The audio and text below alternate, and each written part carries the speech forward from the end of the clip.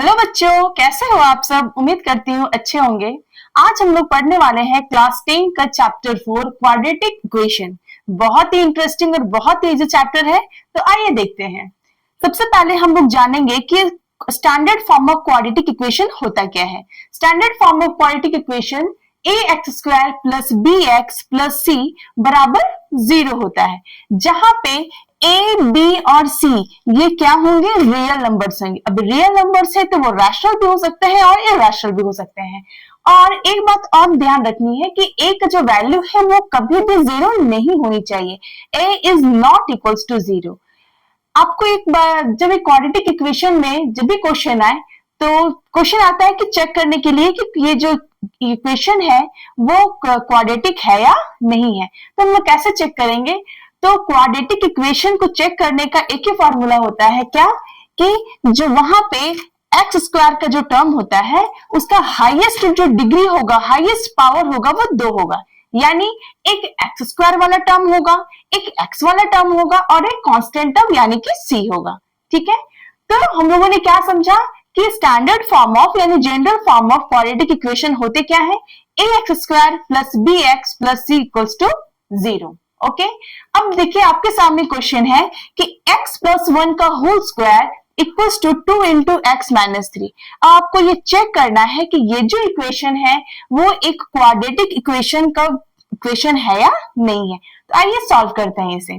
देखिए x plus 1 का whole square, इसे हम लोग a प्लस b के होल स्क्वायर में लिख सकते हैं। a² plus b² plus 2 into a into b equals to, हम लोग राइट साइड वाले को सॉल्व करेंगे, 2 को x से मल्टीप्लाई करेंगे तो वो होगा 2x और 2 को 3 से मल्टीप्लाई करेंगे 2 3 6। चलिए आगे देखते हैं। ये x² है प्लस ये 1 स्क्वायर दैट मीन्स ये 1, 2 को x से मल्टीप्लाई करेंगे इंटू 1 दैट मीन्स ये 2x equals to 2x minus 6। अब सॉल्व करते हैं इसे। x² ये प्लस 1 प्लस 2x, इस 2x को लेफ्ट साइड लाएंगे तो क्या होगा, माइनस 2x। ओनली क्या करेंगे, साइन को चेंज करते हैं। ये माइनस 6 है, इधर आके लेफ्ट साइड आके ये क्या हो जाएगा, plus 6 equals to right side में क्या लिखेंगे हम लोग, 0। ठीक है, अब देखिए ये x² है, ये 2x प्लस में और ये 2x माइनस में, that means plus minus cancel out. ये प्लस 1 और प्लस 6 ये 7 इक्वल्स टू 0। अब आपको बताना है कि ये जो इक्वेशन है वो एक क्वाड्रेटिक इक्वेशन का फॉर्मूला है या नहीं, यानी ये क्वाड्रेटिक इक्वेशन है या नहीं है।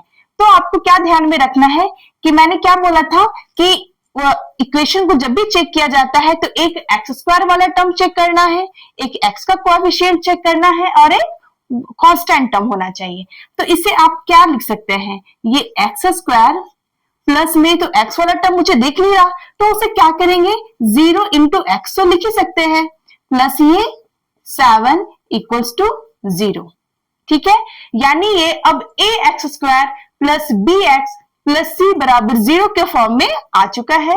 तो अब हम लोग क्या करेंगे, yes it is in the form of, यहां लिखेंगे इस फॉर्मूले को, यहां पे हम लोग लिखेंगे it is in the form of, it is in the form of ax² plus bx plus c बराबर 0। therefore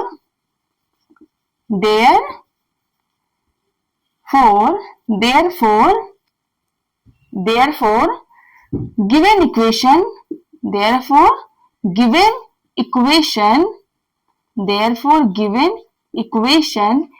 is a quadratic equation,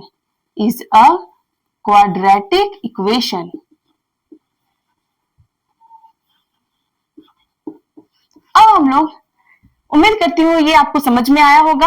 अब पढ़ेंगे solution of a quadratic equation. अभी हम लोगों ने पढ़ा कि कैसे हम लोग बता सकते हैं कि कोई भी इक्वेशन क्वाड्रेटिक है या नहीं, मीन्स हम लोग को सिर्फ चेक करने की बात।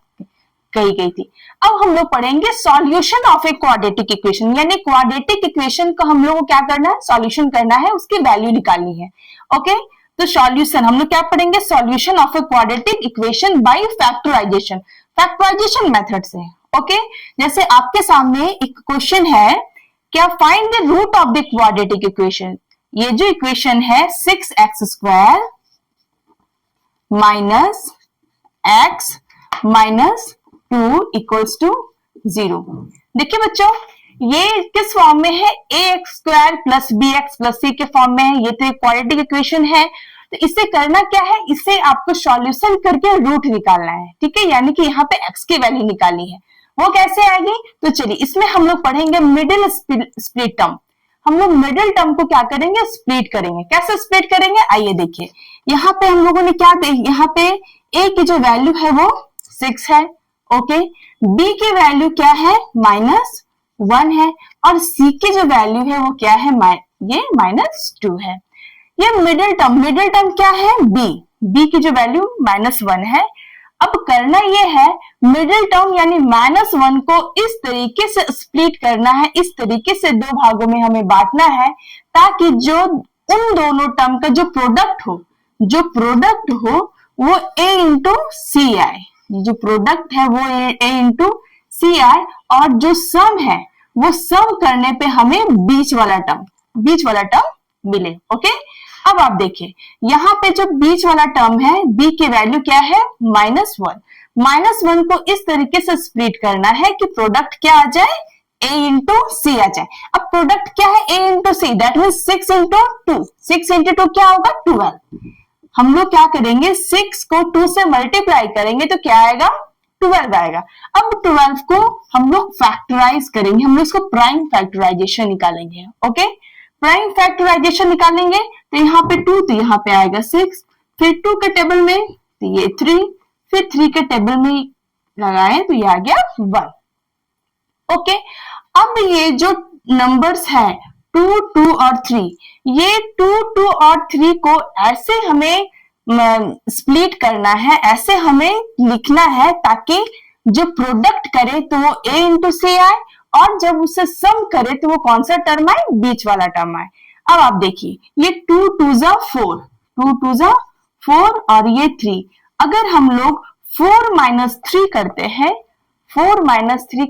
तो ये 1 आता है, और 4 इंटू 3 करते हैं तो 12 आता है। आप देख रहे होंगे 4 इंटू 3 क्या आता है, 12, और 4 माइनस 1 करते हैं तो 1 आता है। ओके, अब आप चेक कर सकते हैं, यहाँ पे b की वैल्यू क्या है, -1 है। b की वैल्यू -1 कब आएगी, जब हम लोग क्या करेंगे, बड़े वाले को माइनस में लिखेंगे। ठीक है, देखिए ये 6x², ओके, ये -x है, तो -x को क्या लिखेंगे, -4x प्लस 3x। आप चेक कर सकते हैं इसे, 4 3 जा 12, और 4 माइनस 3 करते हैं तो 1 आता है। ओके, तो -4x क्यों लिखा है आपने, क्योंकि यहाँ पे b की वैल्यू माइनस में है। ठीक है, तो जब भी b की वैल्यू माइनस में लानी हो तो हम लोग क्या करेंगे, बड़ी वाली वैल्यू को माइनस में लिखेंगे, -2 इक्वल्स टू 0। ठीक है, अब आप देखें, ये 6x² है और ये 4x है। इसमें हम लोग कॉमन क्या ले सकते हैं, ये दोनों वाले टर्म में, इसमें हम लोग कॉमन 2x को लिख सकते हैं। ओके, 2x को हम लोगों ने कॉमन ले लिया। अब जैसे ही 6x² में से 2x को कॉमन लिए तो अंदर क्या बच गया, 3x। ओके, अब ये माइनस यहाँ पे 4x में 2x को हम लोगों ने कॉमन लिया। ठीक है, तो अंदर क्या, यहाँ पे अंदर क्या बच गया, -2। अब 3x -2 में तो कुछ भी कॉमन नहीं ले सकते हैं, तो कुछ भी कॉमन जब ना आए तो हम लोग क्या करेंगे, 1 को कॉमन ले लेंगे। जब 1 को कॉमन लेंगे तो आ जाएगा 3x -2, ओके, इक्वल्स टू 0। अब आप देखें, ये 3x -2 यहां भी है, 3x -2 यहां भी है, तो इन दोनों को हम लोग एक साथ 3x -2 लिखेंगे, और जो बचा हुआ टर्म है, दैट मीन्स ये जो 2x है और ये +1 है, तो 2x + 1 को हम लोग एक साथ लिखेंगे। ओके, इक्वल्स टू, अब आप देखिए हम लोग क्या करना है, यहाँ पे रूट निकालना है ना, x की वैल्यू निकालनी है। तो क्या करेंगे, 3x माइनस 2 इक्वल्स टू 0। तो 3x equals to 0 plus 2, therefore x की वैल्यू क्या आ जाएगी, 2/3। x की वैल्यू 2/3, ये तो एक रूट निकला, इससे हम लोगों ने निकाला है। सिमिलरली हम लोग क्या करेंगे, नेक्स्ट वाले के साथ भी करेंगे। ये क्या है, 2x plus 1 equals to 0। Okay, 2x plus 1 equals to 0। तो 2x की वैल्यू क्या आएगी, -1। देयरफॉर x की जो वैल्यू आ जाएगी वो आएगी -1/2। तो आप देख सकते हैं x की वैल्यू 2/3 एंड x की वैल्यू -1/2, ये दोनों क्या हुआ, इस इक्वेशन के रूट हुए। ओके, चलिए for finding the roots of the quadratic equation हम लोग करेंगे क्या, ये तो हम लोगों ने मिडिल टर्म को स्प्लिट करके सीखा कि कैसे हम लोग रूट्स निकालते हैं। अब हम लोग फॉर्मूला यूज करेंगे, क्या यूज करेंगे, फॉर्मूला। अब रूट निकालने के लिए मिडिल टर्म को स्प्लिट ना करके हम लोग फॉर्मूला यूज करेंगे। ओके, तो क्या है फॉर्मूला, आइए देखते हैं। वो फॉर्मूला है x equals to -b plus minus under root b square minus 4ac/2a। ये जो है, ये क्या है, फॉर्मूला है वो रूट निकालने का। ओके, ये फॉर्मूला है। तो चलिए इस पे बेस्ड हम लोग क्वेश्चन को करते हैं। ओके, जैसे चलिए इससे प्रीवियस वाले क्वेश्चन को ही ले लेते हैं। इससे पहले हम लोगों ने वो क्वेश्चन पढ़ा था कि 6x² minus x minus 2 equals to 0। ये एक क्वाड्रेटिक इक्वेशन है ना, ये एक क्वाड्रेटिक इक्वेशन है। यहाँ पे a की वैल्यू 6, b की वैल्यू -1 एंड c की वैल्यू क्या है, -2 है। अब हम लोग करेंगे क्या, इस इक्वेशन से ये formula, using this formula we will find the root of this equation. Okay, now write this formula, x equals to क्या है, -b। तो माइनस b की वैल्यू क्या है, 1 नहीं, b की वैल्यू यहाँ पे क्या है, -1। तो यहाँ क्या लिखेंगे, -1 प्लस माइनस अंडर रूट क्या है, b square minus 4ac। b की वैल्यू -1, दैट मीन्स -1 की whole square minus 4 into a की वैल्यू क्या है, 6 और c की वैल्यू क्या है, -2। Okay, by 2a, that means 2 into a की वैल्यू 6 है। चलिए सॉल्व करते हैं। x की वैल्यू क्या आ गई, -1 यानी कि हो गया +1 प्लस माइनस, इसे सॉल्व करेंगे, -1 का स्क्वायर तो 1 ही आएगा, माइनस माइनस प्लस 4 6 जा 24, 24 2 जा 48 बाई 2a, 2 इंटू 6 क्या आता है, 6 2 जा 12। ओके, अब तो हम लोग इस फॉर्मूले को इरेज कर सकते हैं ना। चलिए इस फॉर्मूले को हम लोगों ने इरेज किया। अब इसे हम लोग क्या करेंगे, इसे यहां पे हम लोग सॉल्व कर रहे हैं। नेक्स्ट ये x की वैल्यू क्या आ जाएगी, तो ये आ जाएगा 1 plus minus under root 1 plus 48, that means ये 49/12। तो x की वैल्यू क्या आएगी, 1 प्लस माइनस, तो x की तो यहाँ पे 2 वैल्यू आएगी ना, हम लोग देख सकते हैं प्लस माइनस है, यानी एक बार अंडर रूट 49 की वैल्यू हमें प्लस में लेनी है और एक बार माइनस में लेनी है। तो क्या करेंगे, एक बार जब x की वैल्यू लेंगे तो हम लोग 49 के स्क्वायर रूट कितना होता है, 49 का 7/12। तो ये क्या हुआ, ये एक वैल्यू निकला है। ओके, हम लोग फाइंड कर लेते हैं। 1 प्लस 7 8/12, 8/12, 8/12। देयरफॉर हम लोग 4 का टेबल में कट करेंगे, 4 2 जा 8, 4 3 जा 12, यानी x की जो वैल्यू आ गई, एक वैल्यू आई 2/3। ओके, एक x की वैल्यू 2/3, तो एक वैल्यू आया ना, नेक्स्ट वैल्यू निकालेंगे। तो 1, एक बार हम लोगों ने क्या किया, +7 लिखा है, तो हम लोग नेक्स्ट में क्या करेंगे, -7। ओके, यहाँ पे वैल्यू हम लोग क्या रखेंगे, -7 रखेंगे बाई 12। तो 1 - 7 दैट मीन्स -6 बाई 12। कट करेंगे तो क्या आ जाएगा, x की वैल्यू -1/2, x की वैल्यू -1/2। ओके बच्चों, तो आप देख सकते हैं कि यूजिंग फॉर्मूला, हम लोगों ने फॉर्मूला यूज करके x की दो वैल्यू को फाइंड किया, जो कि पिछले वाले से मिडिल टर्म, किसी भी इक्वेशन का चाहे तो आप मिडिल टर्म स्प्लिट करके यानी फैक्टराइजेशन मेथड से अगर आप फाइंड करो या फॉर्मूला यूज करके करो तो हमेशा वैल्यू जो है सो एक ही आती है, सेम ही आती है। ओके, क्या nature of the root, nature of roots, हम लोग यहाँ पे रूट्स के नेचर को पढ़ेंगे। ओके, रूट्स के नेचर को पढ़ेंगे।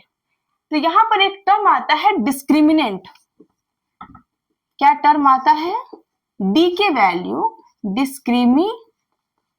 डिस्क्रिमिनेंट, जिसे हम लोग क्या कहते हैं, शॉर्ट फॉर्म में डी कहते हैं। क्या कहते हैं, शॉर्ट फॉर्म में डी कहते हैं। और जो ये डी की जो वैल्यू होती है, डी का जो फॉर्मूला होता है वो क्या होता है, b² - 4ac। Okay, b² - 4ac, ये क्या होता है, ये डी का, ये डिस्क्रिमिनेंट डी का फॉर्मूला होता है। ओके, अब करना क्या है, हम लोग पढ़ रहे हैं nature of the root, root के नेचर को पढ़ना है। ठीक है, कि वो जो रूट है वो कैसा हो गया। ठीक है, तो इसमें क्या आता है, 3 कंडीशन आता है। क्या, जब भी हम लोग b² - 4ac को फाइंड करते हैं तो हर एक कंडीशन में ये जो d की वैल्यू है वो या तो ग्रेटर देन 0 आएगी, या तो लेस देन 0 आएगी, या और नहीं तो क्या होगा, इक्वल्स टू 0 आएगा। क्या है, पहला कंडीशन हम लोगों ने क्या पढ़ा कि जो d की वैल्यू है वो या तो ग्रेटर देन 0। सेकेंड स्टेप में क्या पढ़ेंगे, d की वैल्यू इक्वल्स टू 0, या तो वो इक्वल हो सकती है। थर्ड हम लोग क्या पढ़ेंगे, जो d की वैल्यू है वो या तो क्या होगी, लेस देन 0 होगी। एक बार d की वैल्यू जो है वो ग्रेटर देन 0, नेक्स्ट में इक्वल्स टू 0 एंड d की वैल्यू लेस देन 0। तो जब भी d की वैल्यू ग्रेटर हो, जब भी d की वैल्यू 0 से अधिक हो, तो इसमें हम लोग क्या लिखेंगे, to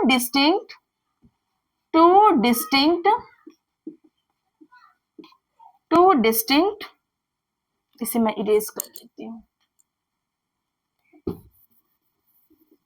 two distinct real root, यानी यहां पे क्या होगा, हमेशा जो रूट होगी वो क्या होगी, रियल होगी। ओके, जब भी d की वैल्यू 0 आ जाए, जब भी d के वैल्यू 0 आ जाए तो हम लोग क्या लिखेंगे, उसकी जो नेचर है, उस रूट का जो नेचर है वो क्या होगा, टू इक्वल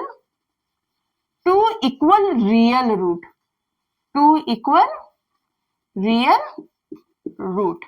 ओके बच्चों, और जो थर्ड है वो है d की value, d is equals to less than 0।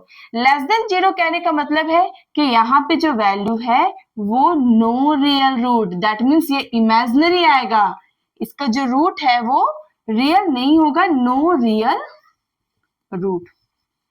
Okay, that means इसे क्या कह सकते हैं, अनरियल। ओके, तो ये हो गया नेचर ऑफ द रूट, ये तीन इसके साथ कंडीशन। ओके बच्चों, उम्मीद है ये सारे क्वेश्चंस आप सभी को समझ में आया होगा। बाय।